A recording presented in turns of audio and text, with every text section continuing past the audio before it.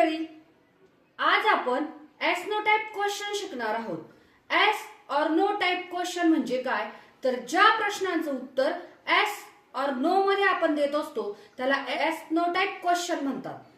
हे शिकत असताना आपण ते कसे तयार होतात ते बघणार आहोत, म्हणजे लॉंग टाइम आपल्या लक्षात राहू शकतं आणि आपण कोणताही सिंपल सेंटेन्स असेल किंवा सिंपल प्रेझेंट मध्ये असेल तर आपण त्याचा प्रश्न तयार करू शकतो। अतिशय सोप्या पद्धतीने मी तुम्हाला समजवणार आहे, म्हणून व्हिडिओ शेवटपर्यंत बघा आणि अजूनही चॅनलला सबस्क्राईब केलं नसेल चॅनलला नक्की सबस्क्राईब करा। तर बघा, एस नो टाइप क्वेश्चन्स आपण डू डज डीड ने कसे तयार करायचे ते आपण बघूया। मी डू डज डीड चाही व्हिडिओ बनवलेला आहे आधी, अफर्मेटिव्ह, निगेटिव्ह आणि इंट्रोगेटिव्ह, त्यामध्येही मी समजावलेले आहे हे क्वेश्चन्स। त्यानंतर हॅव हॅज हॅडचे घेतलेले आहे, मस्टचे घेतलेले आहे, क्वेश्चन पण समजावलेले आहे कसे तयार होतात। तर आपण पुन्हा आता ते बघणार आहोत एस नो टाइप क्वेश्चन कसे तयार करायचे, ऑक्झिलरी व्हर्बचा वापर करून कसे तयार होतात, डू डज डीडचा वापर करून ते कसे तयार होतात, एम चा वापर करून ते कसे तयार होतात, हे आता आपण बघूया। डू डज डीड चा वापर करून क्वेश्चन कसे तयार करायचे, कसे फॉर्म करायचे ते आपण बघूया। तो फुटबॉल खेळतो, तो फुटबॉल खेळतो हे सिंपल प्रेझेंट मध्ये आहे वाक्य। तर सिंपल प्रेझेंट म्हणजे काय, तर कर्तानंतर डायरेक्ट क्रियापद असतं। आपल्याला आता एस नो टाइप क्वेश्चन कसा तयार करायचा हे बघायचं आहे, याचा इंट्रोगेटिव्ह कसं करायचं ते बघायचं आहे। तर बघा, या दोन्हींची फक्त प्लेस चेंज होत असते, परंतु त्याआधी आपल्याला या प्लेस म्हणजे हा प्लेस कसं काय आला आणि हा ही कसं काय, तर जेव्हा वाक्याचा जो कर्ता आहे म्हणजेच क्रिया करणारा जो कर्ता आहे त्याच्यानुसार आपल्याला सिंपल प्रेझेंट मध्ये एस किंवा ईएस लागतो हे माहित आहे। मी आधीही व्हिडिओ अपलोड केलेले आहेत, ते बघा। सिंपल प्रेझेंट टेन्स मध्ये सगळं डिटेल मध्ये सांगितलेलं आहे आणि प्रत्येक व्हिडिओ मध्ये जेव्हा सिंपल प्रेझेंटचे सेंटेन्सेस येतात किंवा असले वाक्य येतात तेव्हा मी नक्कीच समजवण्याचा प्रयत्न करत असते। वाक्याचा कर्ता जर एकवचनी असेल तर आपल्याला डजचा वापर करावा लागतो आणि वाक्याचा कर्ता अनेकवचनी असेल तेव्हा डूचा वापर करावा लागतो। आणि हे असं एक वचनी प्रोनाउन आहे की त्याच्यासाठी आपण डूचा वापर करत असतो। हेच फक्त अपवाद आहे, आधीच्या व्हिडिओमध्ये पण मी एक्सप्लेन केलेलंच आहे।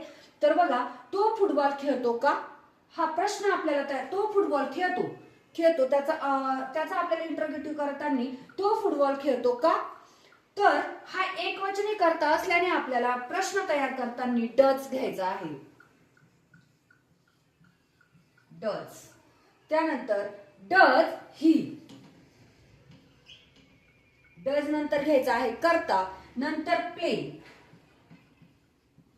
इथे एस लावायचा नाही, जेव्हा क्रियापदाला एस किंवा ईएस लागतो तेव्हा कर्ता एकवचनी असतो। आणि आता आपण इथे प्रश्न तयार केलेला आहे, डज वापरलेला आहे, म्हणून इथे एस किंवा ईएस लावायचा नाही, डूला आपण ईएस लावलेला आहे। तर does he play football,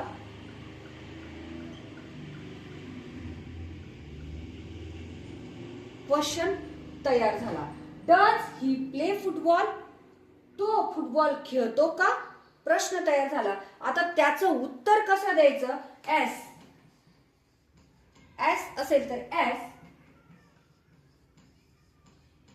he does, no असेल तर नो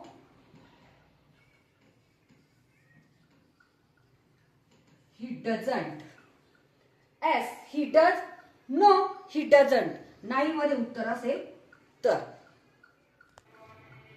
आता आपण इथे घेतलं तुला दूध आवडते, तुला दूध आवडते हे सिंपल प्रेझेंट मध्ये आहे, यू लाईक मिल्क। आता इथे या क्रियापदाला एस किंवा ईएस नाही, कारण की कर्ता अनेकवचनी आहे। तू किंवा तुम्ही साठी जरी यू वापरला तरी तो अनेकवचनीच आहे, अनेकवचनी म्हणूनच वापरला जातो, प्लुरल फॉर्म मध्ये हे प्रोनाउन आहे। तर बघा, तुला दूध आवडते का हा प्रश्न तयार करायचा असेल तर आपल्याला इथे डू घ्यावा लागेल, कारण की इथे अनेकवचनी कर्ता आहे, म्हणजेच काय डू। डू नंतर येणार आहे डू यू कर्ता, do you like milk. Do कर्तानुसार आपण डू वापरला, त्यानंतर कर्ता घेतला, त्यानंतर मेन वर्ब लाईक, नंतर मिल्क ऑब्जेक्ट. तर डू यू लाईक मिल्क, तुला दूध आवडते का?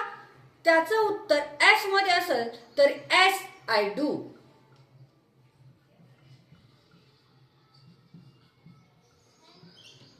असंही लिहू शकतो किंवा यस आय लाईक असंही म्हणू शकतो. Yes I do. आणि नो मध्ये असेल तर नो आय डोंट.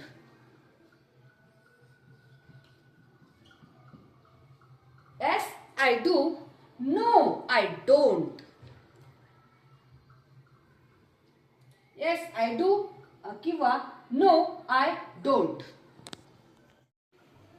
आता तुझ्याकडे पेन आहे. I have pen, you have pen. तर बघा, हॅव हॅज हॅडच्या व्हिडिओमध्ये मी सर्व डिटेलमध्ये एक्सप्लेन केलेला आहे आणि अतिशय सोप्या पद्धतीने एक्सप्लेन केलेला आहे. अजूनही तो व्हिडिओ बघितला नसेल तर नक्की जाऊन बघा. तर माझ्याकडे आहे, तुझ्याकडे आहे, तुला आहे, मला आहे, त्याला आहे किंवा त्याच्याकडे आहे, माझ्याकडे आहे. हे जेव्हा आपण म्हणतो मला याची माहिती आहे, माझ्याकडे हा पेन आहे, त्यावेळेस आपण हॅवचा उपयोग करत असतो.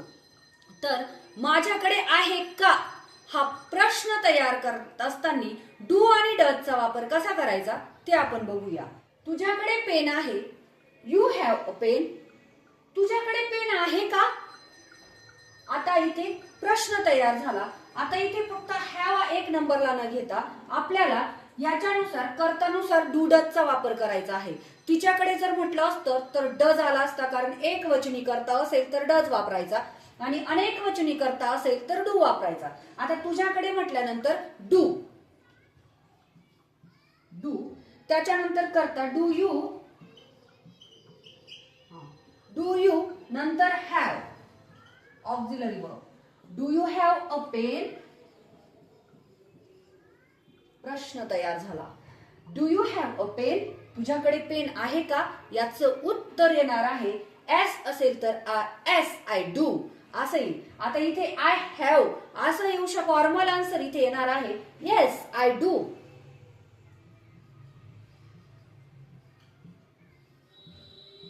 नो असेल तर नो आय डोंट.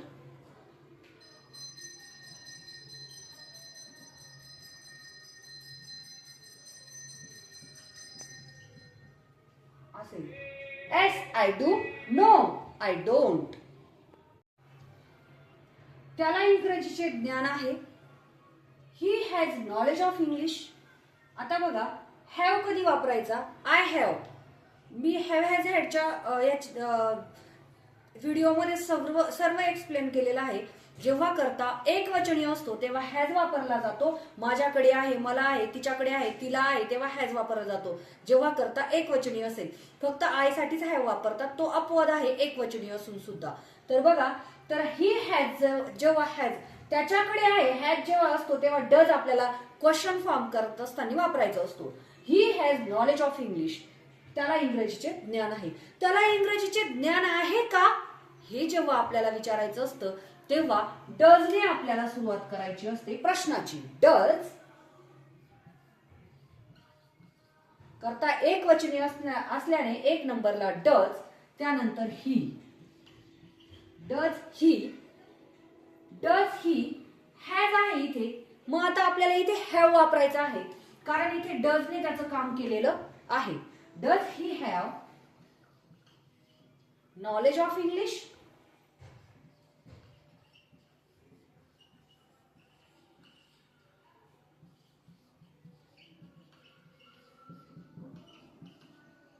प्रश्न तयार झाला.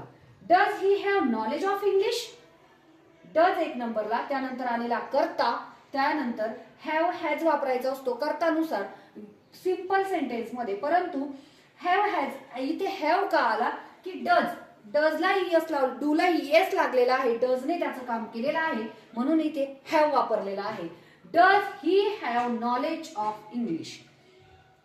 तर प्रश्न तयार झाला, त्याचं उत्तर येणार आहे एस असेल तर एस, ही डज. नो असेल तर no, he doesn't.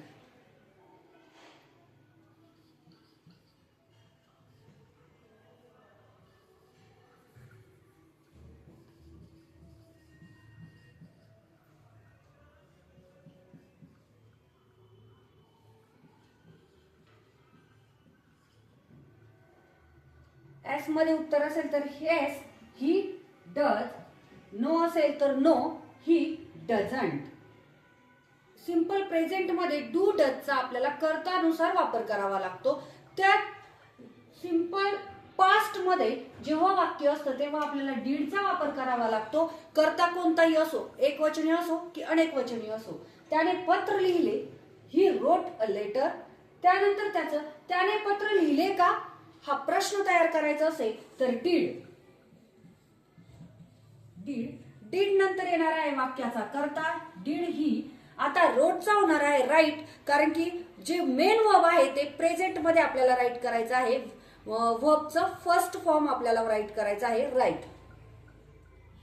Did he write. Did he write, कारण डीडने पास्ट, हा जो पास्ट मध्ये वर्ब होता तो डीडने त्याचं काम केलेलं आहे. ही डीड ही राईट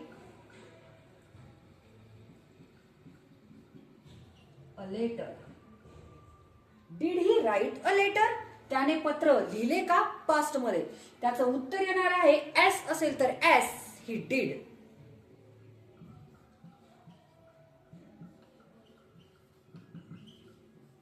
आणि नो असेल तर नो, ही डिडंट.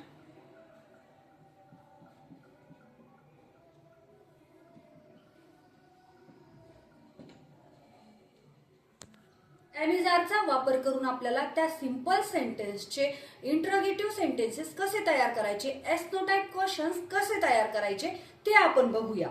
तर ती डॉक्टर आहे, शी इज अ डॉक्टर. आता हा इज आपल्याला करता एकवचनी असेल आय सोडून तर आपल्याला इज वापरावा लागतो माहित आहे.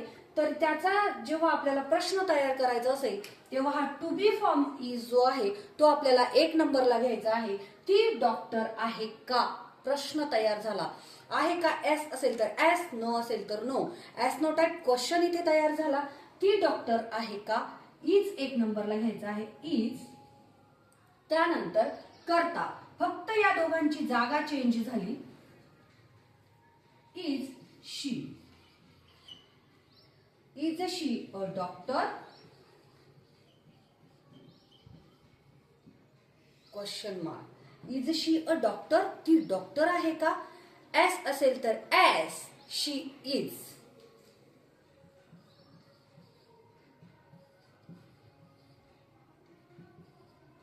नो असेल तर नो, शी इज नॉट किंवा इजंट.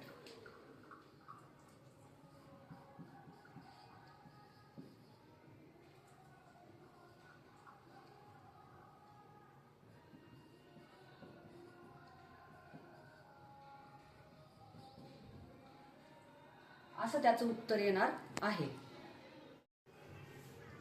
ती हुशार आहे, दे आर क्लेव्हर. ती हुशार आहे. ती हुशार आहे का प्रश्न तयार झाला. मग आता आपल्याला आर 1 नंबरला घ्यायचा आहे. आर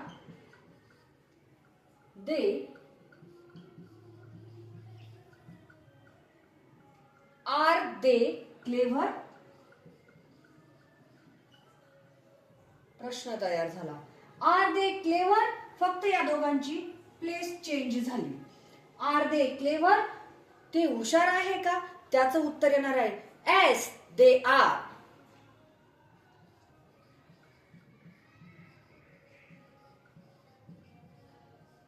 आणि नो मध्ये असेल तर नो, दे आरंट.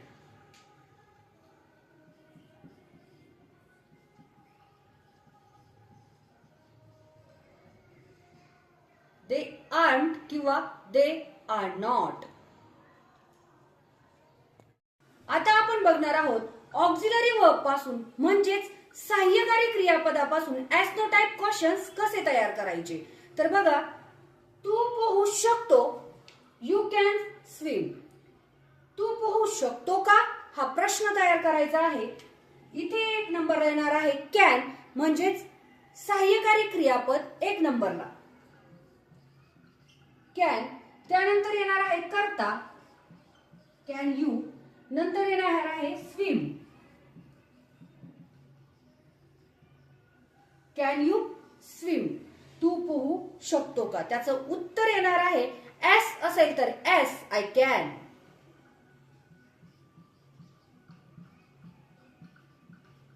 आणि नो असेल तर नो, आय कांट.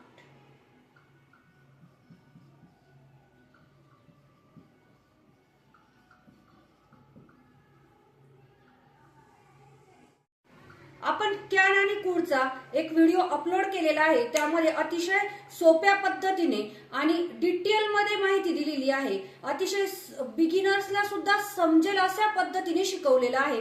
तो व्हिडिओ बघितला नसेल तर नक्की बघा. तू अभ्यास केला पाहिजे, यू शुड स्टडी. तू अभ्यास केला पाहिजे का? आता प्रश्न तयार झालेला आहे. फक्त आपल्याला 1 नंबरला काय घ्यायचं आहे? शुड. शुड. त्यानंतर यू करता, शुड यू स्टडी. तू अभ्यास केला पाहिजे का? तर बघा, याचं उत्तर एस असेल तर येस, आय शुड.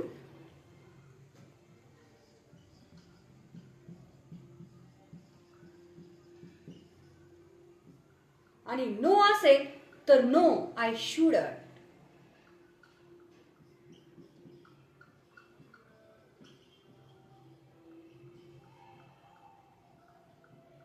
किंवा आय शुड नॉट. तू शाळेचे नियम पाळले पाहिजे, you should obey the rules of school. Should वापरला जातो, पण पाळलेच पाहिजे ऑब्लिगेशन आहे, त्यामुळे च वापरलेला आहे. आणि इथे मस्ट येणार आहे, you must obey the rules of school. आता इथे प्रश्न तयार करायचा आहे, तू शाळेचे नियम पाळलेच पाहिजे का? तर मस्ट येणार आहे 1 नंबरला.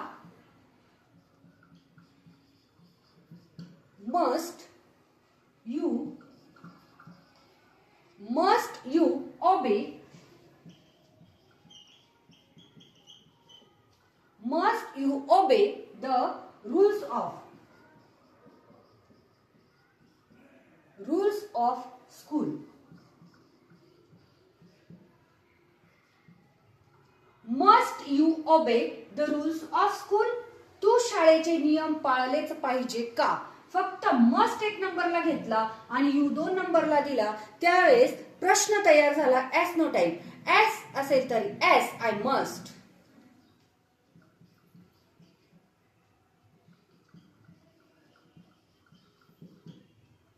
नो असेल तर नो, आय मसंट.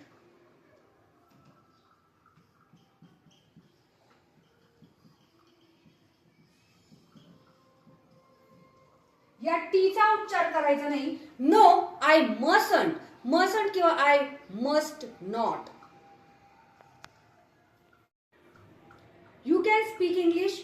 तू इंग्रजी बोलू शकतो. आणि तू इंग्रजी बोलू शकला, पास्ट मध्ये कॅनचा पास्ट होतो कुड. यू कुड स्पीक इंग्लिश. तू इंग्रजी बोलू शकला.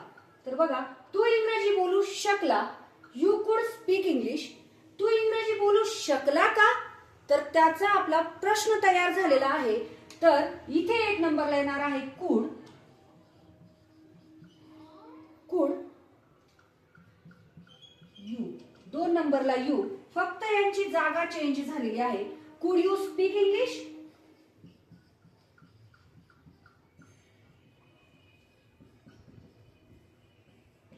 प्रश्न तयार झाला. कुड यू नंतर मेन वर्ब नंतर ऑब्जेक्ट. कुड यू स्पीक इंग्लिश. तू इंग्रजी बोलू शकला का? एस असेल तर एस, आय कुड.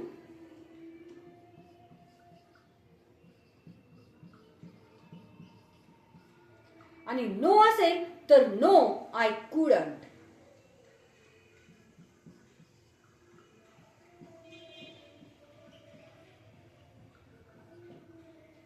कुडंट किंवा कुड not.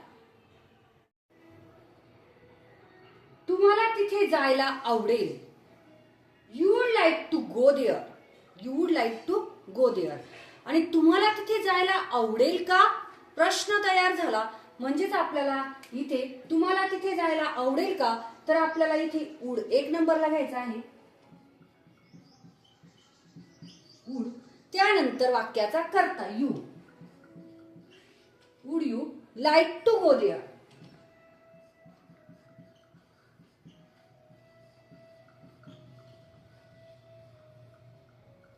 Would you like to go there.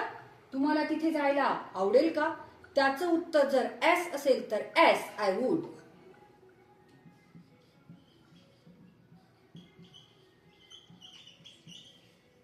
S I would. No असेल तर नो आय वुडंट किंवा आय वुड नॉट.